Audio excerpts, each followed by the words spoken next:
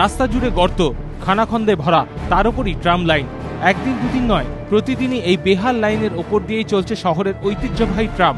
Surya Sen street থেকে Rafi Ahmed Kidwai road, দুর্দশার একই ছবি। চূড়ান্ত দুর্ভোগ যাত্রীদের, যে কোনো মুহূর্তে ঘটে যেতে পারে বড়সড় দুর্ঘটনা।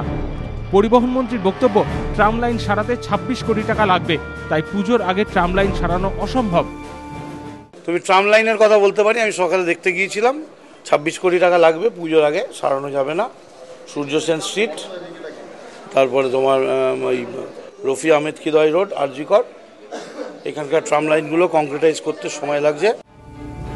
পুজোর আগে বেহাল রাস্তা সারানোর লক্ষ্যে মাসখানেক আগে পুরভবনে বৈঠকে বসে কলকাতা পুরসভা, কেআইটি, পূর্ত দফতর, Kolkata port trust, Kolkata police, KMDA, Kolkata ট্রামওয়েজের মতো বিভিন্ন সংস্থা। বৈঠকে 253টি খারাপ রাস্তাকে চিহ্নিত করা হয়। পুজোর আগে রাস্তা সারানোর আশ্বাসও দেওয়া হয়, কিন্তু পুজো আসতে আর কয়েকটা মাত্র দিন বাকি, কিন্তু এখনো পর্যন্ত রাস্তা সারাইয়ের কাজ শেষ হয়নি।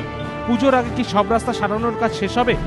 আর রাস্তা সারানো না হলে তো ট্রাম লাইনের বেহাল দশাও কাটবে না। কবে পাল্টাবে ছবিটা, প্রশ্ন যাত্রীদের। আর রাস্তাটা খুবই শোচনীয়, তাও তো একটা সাইডে ট্রাম তো বন্ধ করে দিয়েছে, এর মধ্যে ওই টু হুইলারগুলো মাঝে মধ্যে স্লিপও কাটে, এখানে অনেক অ্যাক্সিডেন্টও হয়েছে। কখনো কখনো এরা সারাইও করে যায়, সারাই টেকে না। ওই বর্ষার জল পড়ে ওই বড় বড় গাড়িগুলো যায়, ওতে আবার ধুয়ে মুছে সাফ হয়ে যায়। আমার মনে হয় এই জায়গাটা কংক্রিটেড কিছু করতে হবে, পিচ রাস্তা করলে চলবে না। কয়েকটি জায়গায় আবার রাস্তায় তাপ্পি মেরে সাময়িকভাবে সমস্যা মেটানোর চেষ্টা হচ্ছে, কিন্তু তা যে কতটা ফলপ্রসূ তা দিন কাটতে না কাটতেই প্রকট হয়ে উঠছে। ট্রামের কাঁপুনিতে তাপ্পি সরিয়ে ফের বেরিয়ে পড়ছে কঙ্কাল।